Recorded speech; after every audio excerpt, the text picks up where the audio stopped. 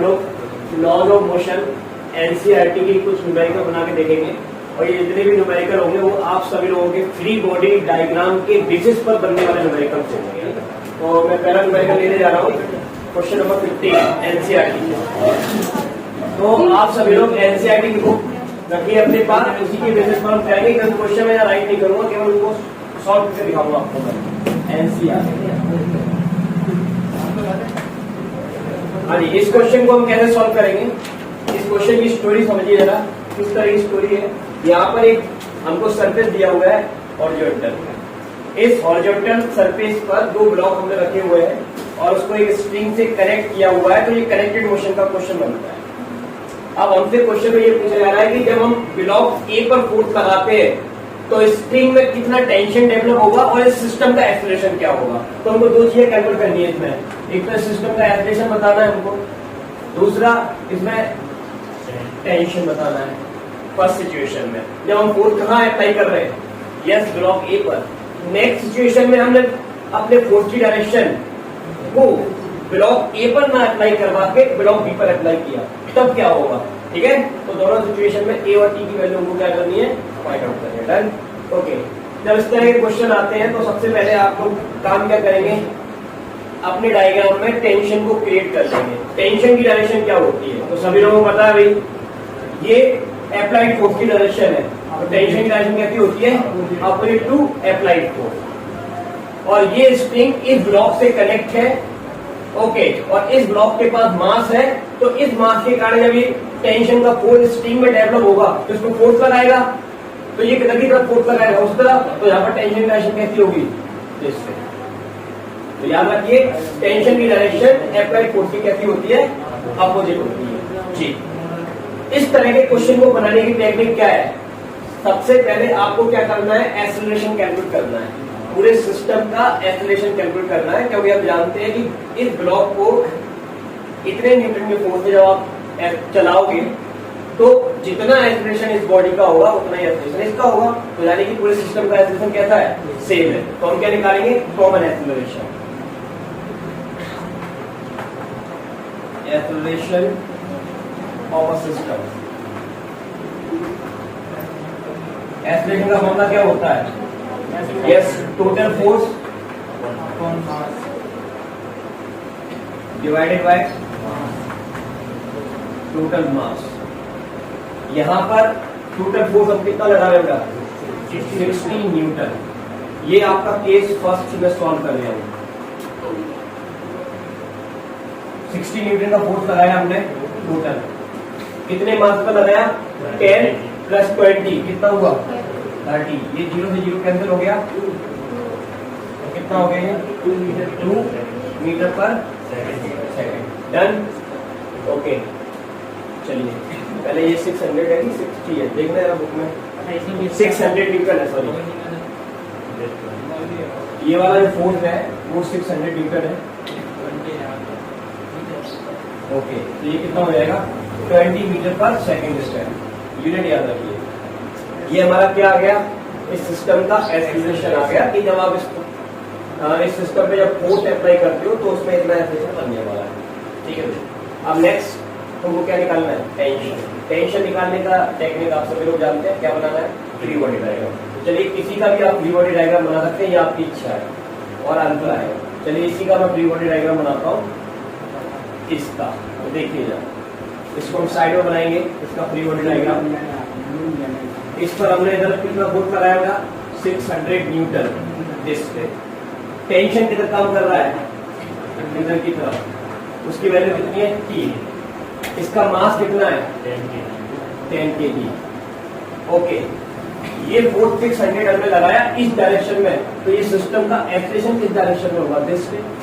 तो यानी कि ये पूरा सिस्टम कहाँ जा रहा है, इस डायरेक्शन में जा रहा है। तो नहीं बात, तो हम इस ब्लॉक पर क्या निकालेंगे, नेट फोर्स।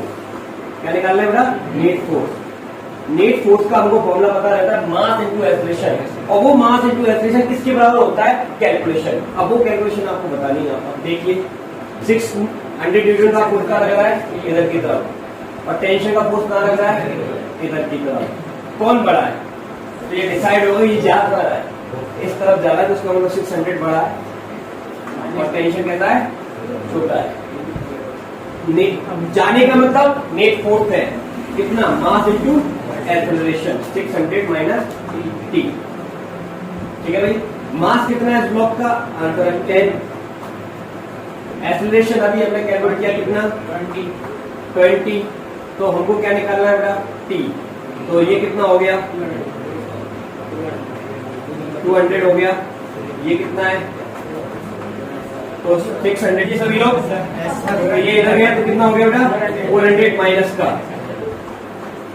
तो माइनस से माइनस कैंसिल, तो टी की वैल्यू कितनी आ गई, 400 Newton. This is our answer. और एक्सेलरेशन निकालना था और टेंशन निकालना था, समझ में आया। ठीक, अब यही सेम प्रोसेस हमको कहाँ अप्लाई करनी है, केस सेकंड में। अभी कहाँ अप्लाई किया था, केस फर्स्ट में। अब लेते हैं केस सेकंड। अगर आपको ये मेथड समझ में आ गया कैसे सॉल्व करना है, तो आप इसको बड़ी आसानी से सॉल्व कर पाएंगे। टेक्निक याद रखिए, इस तरह के क्वेश्चन होते हैं। सबसे पहले आपको क्या निकालना है, एक्सेलरेशन पूरे सिस्टम। उसके बाद टेंशन पूछा जा रहा है तो आप फ्री बॉडी डायग्राम बनाकर उसकी वैल्यू निकाल सकते हैं। ठीक है, और कैलकुलेशन आप अपनी मर्जी से करिए। अगर आपने इस पर फ्री बॉडी डायग्राम लेना है तो इससे सॉल्व करिए, इससे इच्छा है तो इससे करिए। ठीक है, कोई दिक्कत नहीं है, दोनों से आंसर बराबर आएगा। चलिए अब इस केस में बताइए, पहले क्या निकालेंगे, एक्सेलरेशन, वो तो नहीं आना है। केस सेकंड, तो 600 न्यूटन हमने इधर फोर्स लगाया, टेंशन उसकी अपोजिट डायरेक्शन में बनेगा, यहाँ पर भी टेंशन इधर बनेगा। डन, ठीक है भाई। अब हमने क्या करना है, इसका फ्री बॉडी डायग्राम बनाना है। हमने इसको लिया, इसका फ्री बॉडी डायग्राम बनाएंगे। फोर्स किधर लग रहा है, 600 न्यूटन। टेंशन कहाँ काम कर रहा है, पीछे की तरफ। बॉडी को फोर्स इधर लगाया तो पूरे सिस्टम में एक्सेलरेशन की डायरेक्शन इधर की तरफ होगी, राइट साइड में। पहले वाले केस में आती लेफ्ट साइड में। ठीक है, तो ये बॉडी इधर जा रही है कितनी एक्सेलरेशन से, ए। तो और फ्री बॉडी डायग्राम में जो भी कंटेंट होता है उस पूरी बॉडी का पूरा यहाँ पर सेट करना है, कुछ भी नहीं छोड़ना। जितने भी फोर्स है सारे लिखोगे, लेफ्ट में लगने वाले फोर्सेस, राइट में लगने वाले फोर्सेस, जो भी उसका मास है सब कुछ लिख दीजिए। उसके बाद इक्वेशन आपको बनाना है। बताइए इसका इक्वेशन क्या बनेगा, कौन बड़ा है, 600 या टी। 600 बड़ा है तो 600 माइनस का क्या करोगे, टी। और किसके बराबर होता है, ये तो नेट फोर्स है। नेट फोर्स का फॉर्मूला क्या होता है, मास इनटू एक्सेलरेशन। मास 20, एक्सेलरेशन भी कितना है 20। तो ये कितना हो गया भाई, 400। ये उधर चला जाएगा, तो ये माइनस का क्या हो गया, 600 कितना हो गया, माइनस का 200। तो माइनस से माइनस कैंसिल हो जाएगा, तो इम्प्लाई करके एक कितनी आ गई, 200 newton. This is our answer in this case. Done, okay. कई बच्चों में ये सवाल हो सकता है कि आप बार बार जिस पर फोर्स लग रहा है उसी का फ्री बॉडी डायग्राम क्यों बना रहे हैं, इससे आंसर नहीं आएगा क्या। ओके, इससे करके देख लेते हैं, इसको बनाते हैं। देखिए इसको हमने बनाया, देखिए 10 kg, इस पर टेंशन का फोर्स कहाँ लग रहा है, इधर की तरफ। इसका मास कितना है, 10 kg। तो बॉडी कहाँ जा रही है, इसी तरफ जा रही है। ओके, इस बॉडी पर कितना फोर्स लग रहा है, जितने फोर्स लग रहा है एक ही तो फोर्स लग रहा है टेंशन का। तो T इक्वल टू क्या लिखना है, मास इनटू एक्सेलरेशन। मास कितना है 10, एक्सेलरेशन कितना है 20, कितना आया, लो इससे तो बड़ा आसान हो गया। तो किसी भी रास्ते से जाइए, टेक्निक से में पहले आपको एक्सेलरेशन निकाल लेना है, उसके बाद टेंशन निकालने के लिए फ्री बॉडी डायग्राम समझ में आया। ओके, तो अब बढ़ेंगे नेक्स्ट क्वेश्चन की तरफ। ओके, इस क्वेश्चन को देखिए। इस क्वेश्चन में एक बैट्समैन की तरफ एक बॉलर ने बॉल को फेंका, ठीक है। ओके, इस डायरेक्शन में ये बॉल आती है, बैट्समैन उसको हिट करता है और ये इस डायरेक्शन में चली जाती है, कितना एंगल बनाते हुए 45 डिग्री के एंगल से रिफ्लेक्ट हो जाती है। तो इस समय इसकी वेलोसिटी 15 थी, इसके हिट करने के बाद इसकी वेलोसिटी उतनी ही रहती है। तो इसमें इसका जो इम्पल्स बना है, जब बॉल ने इसको हिट किया होगा तो उस समय मोमेंटम में थोड़ा बहुत चेंज आया होगा, तो उसके कारण इस बैट ने कितना इम्पल्स लगाया, वो इम्पल्स हमको इसमें निकालना है। तो कैलकुलेशन किसी करनी है भाई इस क्वेश्चन में। इम्पल्स गिवन क्वांटिटी आपको दी गई है, वेलोसिटी ऑफ बॉल आपको गिवन है कितना 15 मीटर पर second, okay. Mass of ball 0.15 kg। Calculation करनी है इम्पल्स की, ओके। अब इम्पल्स जब निकालने वाली बात आती है तो इम्पल्स के जितने भी फॉर्मूले हैं सारे याद होने चाहिए। कौन कौन से फॉर्मूले होते हैं? I equal to force multiply time, ना तो फोर्स दिया है ना टाइम दिया है इस क्वेश्चन में, ओके। नो टाइम नहीं लग पाएगा। एक और फॉर्मूला हम जानते हैं, impulse equal to change in momentum, change in momentum. और चेंज इन मोमेंटम को क्या बोलते हैं? Final velocity minus initial velocity multiply m equal to. इससे हमारा काम होता है, ठीक है। तो इससे हम कैसे सॉल्व करेंगे, उसके लिए इतना आसान नहीं है कि ये फॉर्मूला में सोच तो लिया इसको अप्लाई कर दें, इतना आसान नहीं है। पहले हमको ये देखना पड़ेगा कि देखिए ये बॉल इस डायरेक्शन में आ रही है, तो इस डायरेक्शन में इसको हिट करेगी और फिर इधर चली जाएगी। अब ये जो मोमेंटम का फॉर्मूला है, चेंज इन मोमेंटम का, ये लीनियर मोमेंटम है। कौन सा मोमेंटम है? लीनियर। तो हमको एक ही डायरेक्शन की फाइनल वेलोसिटी भी पता होना चाहिए और उसी डायरेक्शन की इनिशियल वेलोसिटी पता होना चाहिए, ठीक है। तो हम इसकी क्या बनाएंगे? कंपोनेंट बनाएंगे और कंपोनेंट की बेसिस पर इसको हम सॉल्व करेंगे। तो देखिए जरा, ये बॉल ऐसे आई तो इस लाइन को मैं इधर की तरफ आगे बढ़ा लेता हूँ, ठीक है। ये एंगल कितना है? यस 22.5 डिग्री, तो ये मैंने बना दिया। और ये वाले वेक्टर को आगे की तरफ मैंने बढ़ा दिया। This is the reference line, okay. तो अब आप सभी लोगों को पता है ये क्या है, इसकी वेलोसिटी कितनी है? v1। ये एंगल इस रेफरेंस लाइन के साथ कितना है? 22.5, जबकि टोटल कितना था? 45। तो इस लाइन के साथ ये एंगल कितना होगा? 22.5। तो ये भी कितना होगा? 22.5। अच्छा, यहाँ पर एंगल होता है, वहां पर इस वेलोसिटी का कौन सा कंपोनेंट आता है? तो आप सभी लोग पता है यहाँ एंगल होता है, वहां पर इसका यस कॉस कंपोनेंट आता है। कौन सा कंपोनेंट आएगा? v1 cos 22.5 degree. Done, okay. दूसरा कंपोनेंट इसी कंपोनेंट की 90 डिग्री होता है, तो हमको ऊपर बनाना चाहिए या नीचे? नीचे क्यों बनाना चाहिए? तो आंसर है ये रिजेक्टिव वेक्टर ऐसे है, और अगर हम वेक्टर को ऐसे बनाएंगे तभी तो पैरेललोग्राम कंप्लीट होगा, इसलिए हमको कहाँ बनाना चाहिए? नीचे। याद रखिए, तो ये बनेगा नीचे की तरफ और इसका नाम है v1।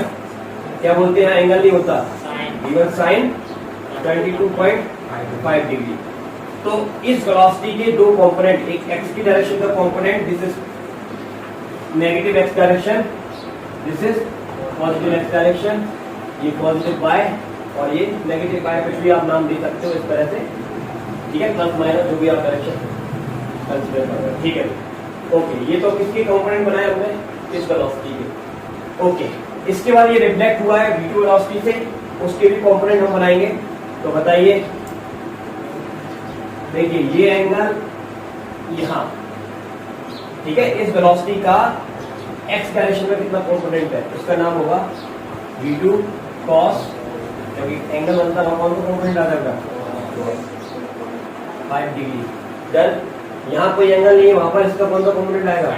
Yes v2 sin 22.5 degree. बस, अब एक ही लाइन के आपको कंपोनेंट पता है, y डायरेक्शन के कंपोनेंट पता है और x डायरेक्शन के कंपोनेंट पता है, तो आप निकालेंगे change in momentum equal to impulse, एक बार x डायरेक्शन में और एक बार y डायरेक्शन में, तब जाके आपका आंसर आएगा। तो चलिए शुरू करते हैं, निकालते हैं impulse in y direction. Formula same है, फॉर्मूले में कोई चेंज नहीं है। यहाँ लिख देता हूँ I इक्वल टू, ये किस डायरेक्शन में निकालना है? बताओ, x मास ब्रैकेट के अंदर, ओके। तो क्या होता है? Final velocity minus initial, final velocity minus initial. लेकिन बाय डायरेक्शन निकालना है तो सबका कौन सा कंपोनेंट लेना है? बाय वाला। तो चलिए हो जाइए स्टार्ट। मास आपको दिया गया 0.3, इम्पल्स से x निकाल रहे हो, ये वेलोसिटी बाय क्या इम्पल्स एक्स की सॉरी वाई लिख दीजिए यहाँ पर डन। तो ये सब कौन सा लेना है वाई डायरेक्शन में, ठीक है ओके। ये कौन सा वेलोसिटी है वाई डायरेक्शन का। देखिए वाई डायरेक्शन में फाइनल v2 को माना है, इनिशियल v1 को माना है। तो पहले किसको लिखेंगे v2 और v2 की वैल्यू आपको पता है कितनी 15, यही तो है। इसी 15 को दो कंपोनेंट में रिजॉल्व किया है आपने x डायरेक्शन में और तो आप यहाँ पर इसकी वैल्यू रख लीजिए 15 साइन 22.5 डिग्री माइनस, ठीक है। दूसरा भी इसी डायरेक्शन में है, वो भी कितना है 15 साइन 22.5 डिग्री। और आप देख रहे हैं दोनों एक ही क्वांटिटी के हैं, एक ही मैग्नीट्यूड वाले कैंसिल हो जाएंगे। तो इस डायरेक्शन में इसका इम्पल्स कितना होगा 0। तो y डायरेक्शन में इम्पल्स कितना 0, ठीक है। ऑब्वियसली बात है, सामने से गेंद आएगी तो नीचे तो नहीं जाएगी, हिट करते हुए इधर चली जाएगी, नहीं जाएगी। x डायरेक्शन में जाना चाहिए, ऐसे आई ऐसे चलेगी। तो y डायरेक्शन में तो नहीं जाएगी, वो तो जाएगी सामने की तरफ। तो x डायरेक्शन में आने वाला है, तो हम निकालते हैं इम्पल्स इन x डायरेक्शन। अगर आपको प्रोसेस समझ में आ गई तो अप्लाई करिए। मास मल्टीप्लाई फाइनल वेलोसिटी कौन सी डायरेक्शन की x डायरेक्शन। इनिशियल वेलोसिटी किस डायरेक्शन की x डायरेक्शन की। चलिए 0.50 v2 ये वाला, ठीक है ना, इधर की तरफ वाला कितना है 15 cos 22.5 डिग्री माइनस। अब ये वाला लेना है x डायरेक्शन का, लेकिन ये किस तरफ है माइनस है, तो यहाँ पर माइनस का 15 cos 22.5 डिग्री, ठीक है। कितना हुआ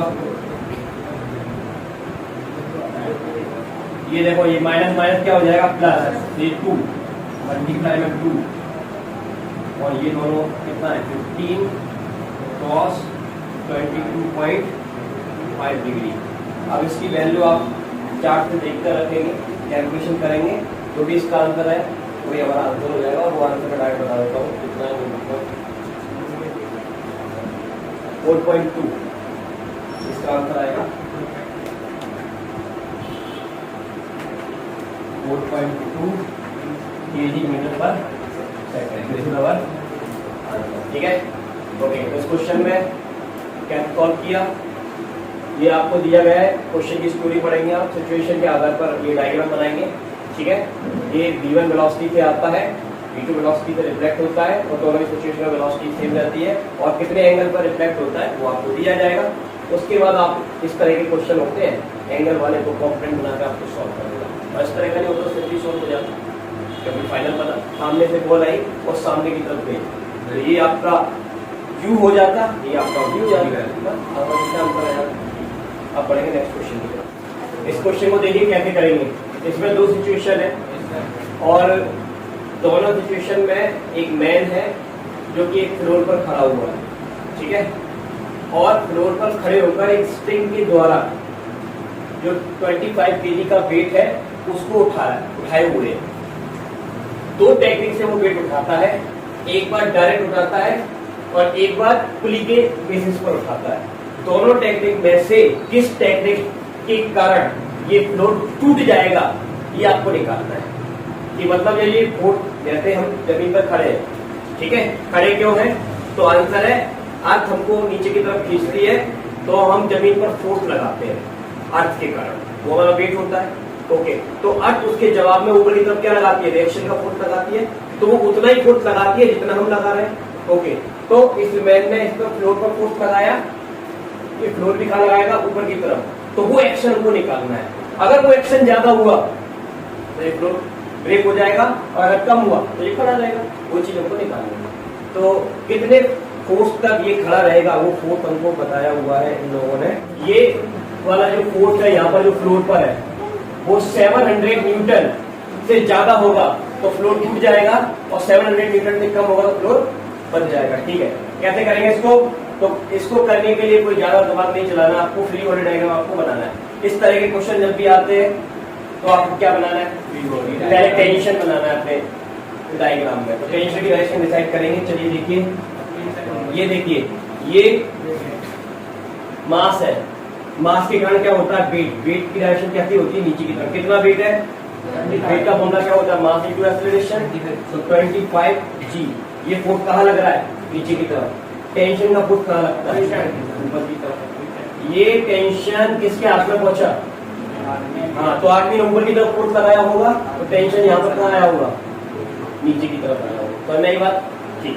अच्छा, इस आदमी का वेट कहाँ है? नीचे की तरफ। जब ये इसको उठाएगा तो ये सारा तो जब फ्लोर से ही लेगा ना, तो फ्लोर पे फोर्स आएगा तभी तो उसको उठाएगा ना। ये होना चाहिए। तो ये किस पर फोर्स लगा रहा है? ये फ्लोर पर लगा रहा है। तो कितना? इसका मास कितना है? 50g। तो फ्लोर इस पर ऊपर की तरफ कितना रिएक्शन लगाएगा?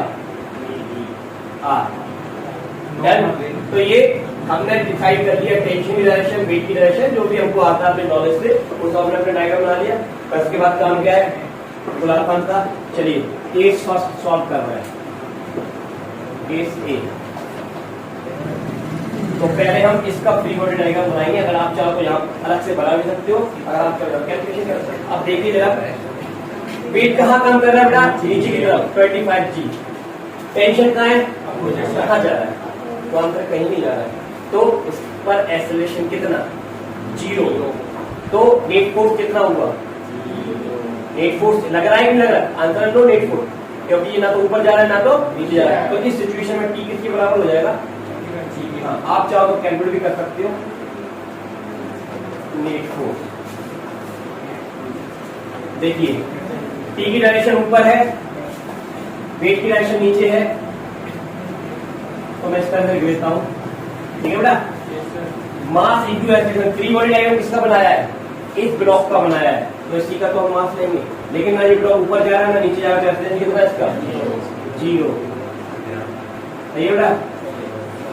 तो ये 0 हो गया, और ये t माइनस 20। g की वैल्यू कितनी? 10। तो ये t की वैल्यू कितनी आ गई? 250 न्यूटन। तो इस स्प्रिंग में कितना टेंशन डेवलप हो चुका है? 250 न्यूटन। और एक ही स्प्रिंग है, तो टेंशन की वैल्यू जितनी यहाँ होगी उतनी यहाँ। तो इस आदमी के हाथ में कितना टेंशन आ रहा है? 250 न्यूटन। डन। चलिए अब आते हैं, ये किसकी कैलकुलेशन की? For block. किसकी कैलकुलेशन है? ये केस ए में ब्लॉक की। अब हम किसकी कैलकुलेशन करेंगे? For man. चलिए, अगर आपको ये समझ में आ गया तो यहाँ पर बनाइए फ्री बॉडी डायग्राम। अगर आप चाहो तो बना के भी रख सकते हो। देखिए, मैन पर लगने वाले फोर्सेस बताइए। नीचे की तरफ कितने फोर्स लग रहे हैं? एक तो उसका वेट और दूसरा टेंशन, ठीक है ना? तो नीचे की तरफ लगने वाले दो फोर्स है, एक तो टेंशन का है और एक किसका है? वेट। और रिएक्शन का फोर्स कहाँ लग रहा है? ऊपर की तरफ। ओके, और ना ऊपर जा रहा है नीचे जा रहा है, खड़ा है। ठीक है, तो क्या करेंगे भाई? R इक्वल टू कितना हो जाएगा? T plus 50g, right? Okay, तो T की वैल्यू कितनी है? 250। ये कितना है? कितना हुआ बेटा टोटल? बताइए।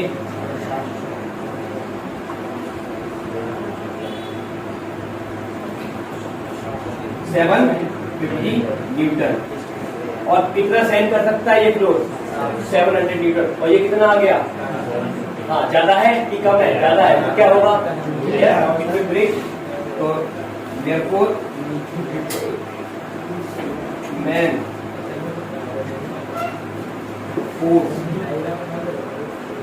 applied on floor.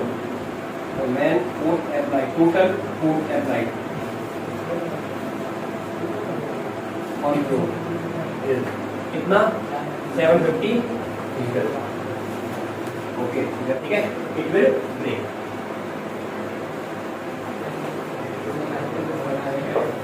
ओके, अगर आपको ये मेथड समझ में आ गया तो आप मुझे बताइए इस केस में इधर आइए। टेक्निक वही है, सबसे पहले क्या करना है, टेंशन की डायरेक्शन आपको इंडिकेट करनी है। बताइए इसका वेट कहाँ है, नीचे की तरफ 25G।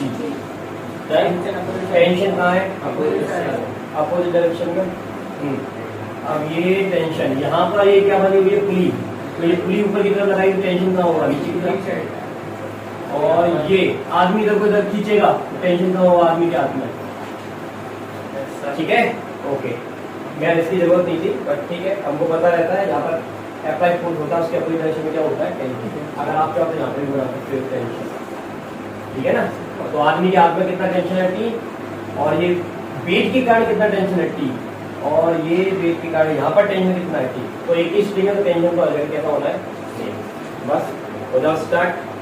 इसका वेट कितना, 50G। नॉर्मल रिएक्शन हमको निकालना है, ठीक है। केस फ्री बॉडी डायग्राम में टेंशन की वैल्यू तो आपको पता है कितनी आनी है, 250G, यानी कि 250 न्यूटन। ये किसकी कैलकुलेशन है, आप किसकी कैलकुलेशन करेंगे हम लोग, ओके भाई। मैन की कैलकुलेशन के लिए फ्री बॉडी डायग्राम आपके सामने देखिए, बताइए। और वेट कहाँ काम कर रहा है, नीचे की तरफ, कितना, 50G। ऊपर की तरफ लगने वाले फोर्स को बताइए, tension plus normal reaction equal to, सही है ना, नेट फोर्स तो 0 है, ओके। तो हमको निकालना क्या है, रिएक्शन। तो 50G माइनस का क्या होगा, T। ये कितना हो गया, 500G की वैल्यू रखी, T की वैल्यू कितनी है, 250 न्यूटन। तो कितना आ गया, 250 न्यूटन। तो इस केस में इट विल नॉट ब्रेक, ठीक है। तो इस सिचुएशन में फ्लो जो होगा वो ब्रेक नहीं होगा, और ये पकड़े रहेगा बढ़िया, बट इस केस में क्या हो जाएगा।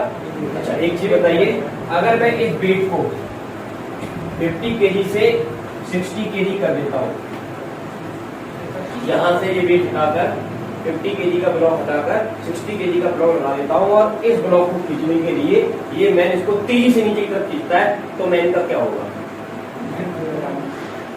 कुछ नहीं होगा, ब्लॉक नीचे आएगा, मैन ऊपर चला जाएगा, क्योंकि आदमी का वेट 50 और ब्लॉक का वेट 60, ऑब्वियसली ये गाड़ी ऊपर जाएगा। तो अब बढ़ेंगे नेक्स्ट क्वेश्चन की तरफ। और इस क्वेश्चन को देखिए, इसमें एक मंकी है जो स्ट्रिंग पर ऊपर की तरफ, मतलब इस पर खड़ा हुआ है, ओके। ये जो स्ट्रिंग है, ये जो रस्सी यहाँ पर लटकी हुई है, ये कितने टेंशन को सेंड कर सकती है, उन्होंने दिया 600, उससे ज्यादा होगा तो स्ट्रिंग टूट जाएगी और मंकी कहाँ गिर जाएगा, नीचे की तरफ गिर जाएगा, ठीक है। अब आपको सिचुएशन दी गई है कि किस सिचुएशन में ये ब्रेक होगा और किस सिचुएशन में ये ब्रेक नहीं होगा। तो पहला सिचुएशन दिया गया, क्लाइंब अप विथ, जब वो इतने एक्सलेशन से ऊपर की तरफ जा रहे हैं, तो बताइए ये ब्रेक होगा कि नहीं होगा। क्लाइंब डाउन विथ, इतने एक्सलेशन से नीचे की तरफ जा रहा है, उस सिचुएशन में। तो ये 4 सिचुएशन है, उसमें आपको बताना है कि मंकी के चढ़ने के कारण या उतरने के कारण किस सिचुएशन में ये रस्सी क्या हो जाएगी, ब्रेक हो जाएगी, ओके। तो ये वाला क्वेश्चन आपको इतनी अच्छी प्रैक्टिस देता है फ्री बॉडी डायग्राम की, जो कोई और क्वेश्चन नहीं देता। बहुत ही आसान सा क्वेश्चन है, चलिए बनाएंगे। तो देखिए टेक्निक क्या है, मैं आपको बता चुका हूँ, यस। सबसे पहले इसका वेट वर्टिकली डाउनवर्ड, वो अटके खींचने के कारण होता है, यस। तो इसका वेट कहाँ काम करेगा बेटा, नीचे, mg, ठीक है, ओके। मंकी का हमको मास दिया है क्या, मंकी का मास दिया गया है 40 kg, मास ऑफ मंकी,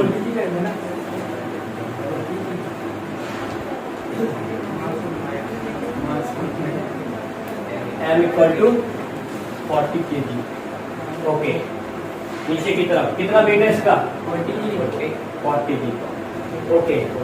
तो ये नीचे की तरफ 40 से खींचेगा तो टेंशन कहाँ डेवलप होगा, यस, यहाँ पकड़े हुए वहां पर टेंशन डेवलप होगा ऊपर की तरफ, T, डन। नीचे की तरफ अप्लाइड फोर्स उसके वेट के कारण है, टेंशन कहाँ है, ऊपर की तरफ। तो चलिए पहली सिचुएशन लेते हैं ए। इसमें क्या हो रहा है, climb up with acceleration. Yes, तो इसका फ्री बॉडी डायग्राम बनाएंगे हम लोग।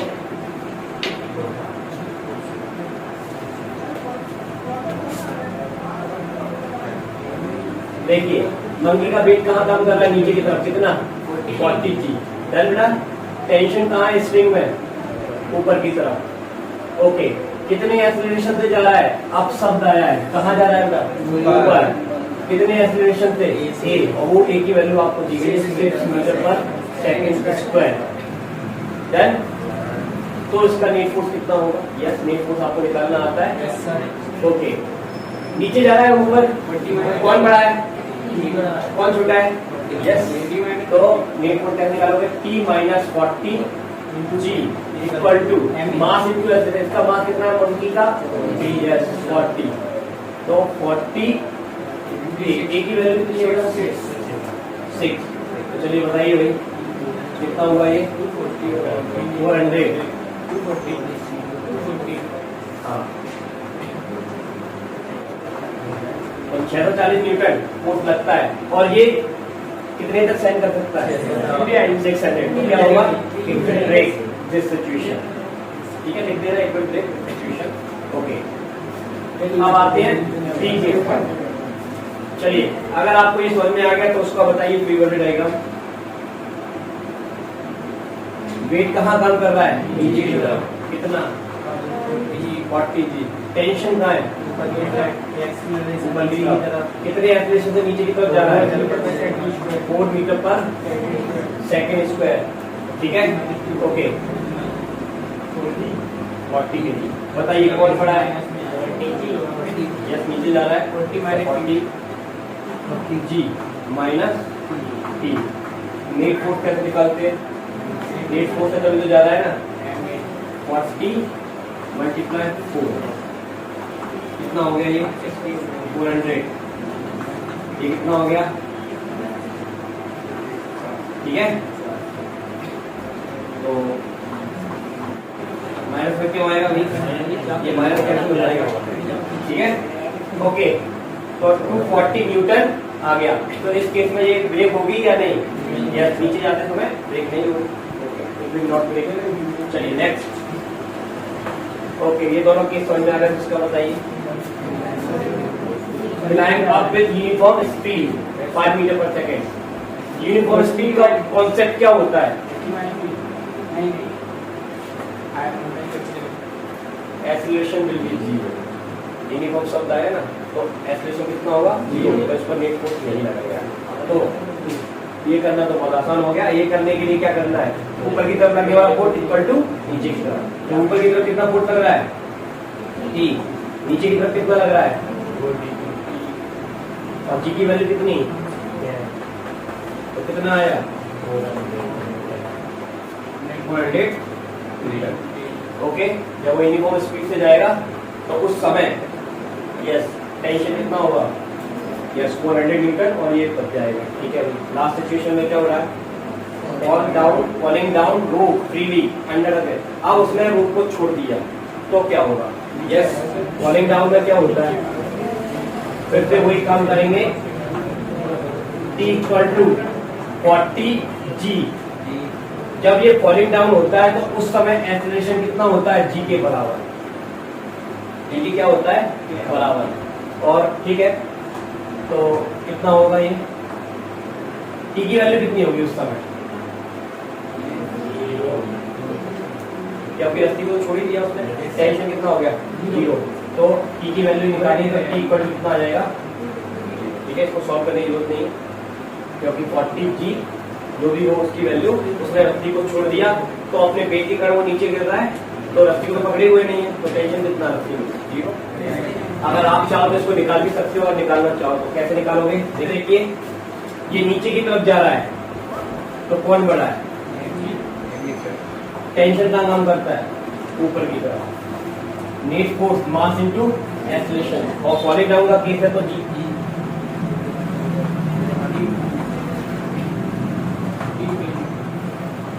समझ गए?